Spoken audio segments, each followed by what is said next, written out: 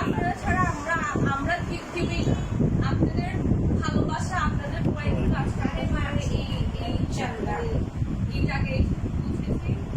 এরপরের জন্য দোয়া করবেন, আমার শাশুড়ির আপনার জন্য দোয়া করবেন, আমার শ্বশুর শাশুড় আমার বাচ্চা সবার জন্য দোয়া করবেন। আর আমি কালকে ইনশাল্লাহ